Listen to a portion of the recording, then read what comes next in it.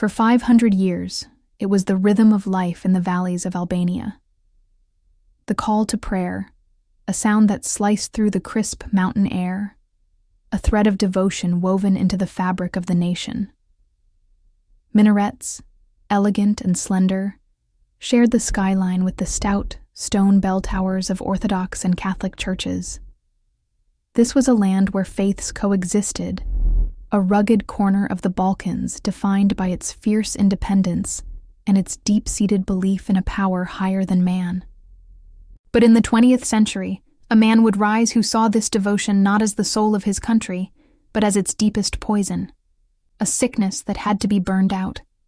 His name was Enver Hoxha, and he was about to launch the most audacious, most brutal war on God the modern world had ever seen. He didn't look like a monster. In photographs, he's a handsome man, often with a cigarette in hand, a former schoolteacher with a soft voice and a gaze of pure ideological fire. His communist partisans had seized power from the ashes of World War II, promising a glorious new dawn for Albania. A nation of equals, a modern paradise carved from an ancient land. But this utopia came with a condition. In Hoxha's Albania, the party was the only church, and he was its only prophet. For him, religion wasn't a private matter. It was a rival. A dangerous alternative allegiance that connected his people to a world beyond his borders and to a loyalty beyond his control. And that could not be tolerated. The first attacks were silent, waged not with guns but with ink and paper. The Agrarian Reform Act of 1945 was praised as a victory for the landless peasant, but its true target was the vast property holdings of the mosques and monasteries. With the stroke of a pen, Hoxha severed their financial lifelines. Next came the decrees. State committees were formed to oversee religious communities. Priests and imams, who had once answered only to God, now found their sermons monitored by a local party official with a notebook and a suspicious glare. Some chose to play along, hoping the storm would pass. Others refused. They began to disappear. The whispers started in the northern city of Shkodër, the heartland of Albanian Catholicism. A Franciscan friar was accused of hiding weapons for an invasion that never was. A public trial, a confession extracted through unspeakable means, and a swift execution. In another town, a Bektashi leader was dragged from his tekke and shot. The message, delivered through the barrel of a gun, was brutally simple. Your God cannot save you now. But this wasn't enough for Hoxha. Executing priests was one thing. Executing the idea of God itself required a far more insidious weapon.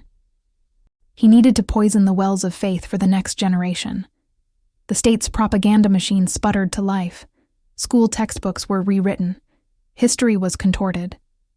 Children were taught that the church had always been an agent of fascism, that the mosques were relics of slavery. Religion was the opiate of the masses, a drug used to keep people docile. They were drilled with a new gospel, the gospel of Marx and Hoxha. The new saints were fallen partisans. The new icons were portraits of Lenin and Stalin.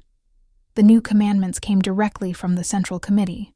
By the mid-1960s, an entire generation had been marinated in this relentless atheism. They saw their grandparents' faith as a source of national shame. Hoxha had cultivated an army of true believers, young, fanatical, and eager to prove their revolutionary zeal. He had built a cultural bomb, and in 1966, he lit the fuse, calling for a final struggle to wipe out the last vestiges of religious belief. It started in the port city of Durrës in February 1967.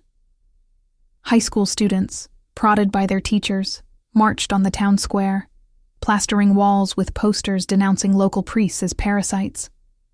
The state newspaper hailed it as a spontaneous and heroic act. But there was nothing spontaneous about it. This was a meticulously planned cultural blitzkrieg. Like a virus, the movement replicated itself. Teams of revolutionary youth, Albania's version of the Red Guards, armed with crowbars and revolutionary fervor, became the shock troops in Hoxha's war on heaven. Imagine a 400-year-old mosque in Tirana, Teenagers kicked down the ancient carved wooden doors. They shoved the frail imam to the ground. They climbed the minaret, not to call the faithful to prayer, but to tear down the crescent, a symbol they'd been taught to despise. Inside, they build a bonfire with centuries-old hand-illuminated Qurans. Days later, a demolition crew arrives. The minaret, which had stood for generations, is brought down with dynamite. The rubble is cleared for a parking lot, a victory for progress. This cultural vandalism was repeated everywhere. In Shkoder, the magnificent Catholic cathedral was swarmed. Its stained glass windows were shattered. Statues of saints were dragged into the street and beheaded with sledgehammers. The hallowed space was then converted into a basketball arena. Where Albanians had once knelt in prayer, they would now cheer for the state-sponsored team. The human toll was catastrophic. Clergy who had survived the initial purges were now rounded up en masse. Priests, imams, monks, and nuns were paraded through town squares for public shaming rituals. Those who refused to renounce their faith were sent to the Albanian gulag, to the brutal prison of Burl, where they were starved, beaten, and worked to death. A whispered prayer in the barracks was a crime. Being caught with a secretly made cross fashioned from 2 twigs was an act of high treason. Finally, the endgame. By the autumn of 1967, the physical symbols of religion were annihilated. Enver Hoxha stood before his parliament to declare victory. On November 22, 1967, a formal decree officially abolished all religious institutions and banned all religious rites. Article 37 of the Albanian Constitution was amended to read, "The state recognizes no religion whatever and supports atheist propaganda." Albania had become the first and only constitutionally atheist nation on earth. God had been outlawed. But an idea is harder to kill than a building. Faith, expelled from the public square, became a fugitive. In the privacy of their homes, at great risk, families kept the old ways alive. A grandmother would secretly teach a child the sign of the cross. A father would whisper verses of the Quran, memorized from a book burned long ago. These were no longer just acts of devotion. They were acts of defiance. And the price of being caught was absolute.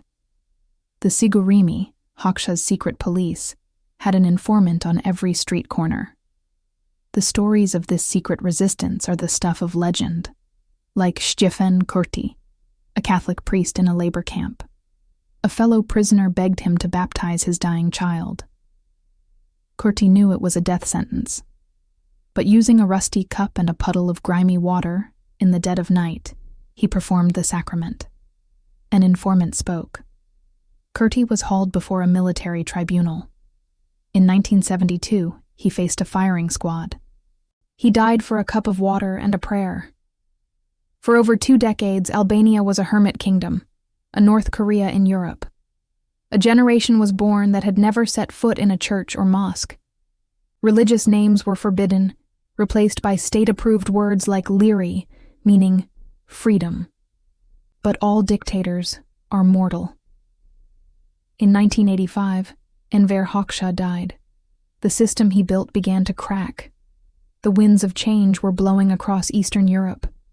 The first crack in the dam of silence appeared, fittingly, in Shkoder. A priest named Simon Jubani, who had survived 26 years of prison and torture, made a stunning announcement. On November 4, 1990, he would celebrate a public mass in a desecrated cemetery. The authorities warned him to stop. The secret police surrounded the area. But on that day, thousands, then tens of thousands, began to converge on the cemetery. Catholics, Muslims, and Orthodox Christians. They were there to defy the regime that had tried to steal all religion.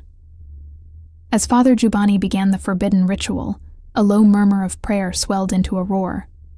The secret police, overwhelmed, simply stood and watched. The spell of fear was broken. Weeks later, students in the capital, Tirana, began to protest. The regime crumbled with shocking speed. As freedom flooded back into the country, so did God. Mosques that had been turned into museums were reclaimed. Churches used as sports halls were reconsecrated. Albanians dug up religious texts they had buried in their gardens a generation earlier. Today, if you visit Tirana, you will see the new Orthodox cathedral standing not far from the Ethem Bey Mosque, their bells and calls to prayer mingling in the air. The bunkers that once scarred the landscape are now painted with psychedelic colors, but the ghosts of that era remain. The story of Hoxha's Albania is a chilling portrait of ideological extremism. It is the story of a war on the intangible, a war on the human soul. And ultimately, it is a powerful, brutal testament to an enduring truth, that you can never truly outlaw what people choose to believe in the quiet of their own hearts. Thanks for watching. If you found this story compelling, please consider liking and subscribing for more.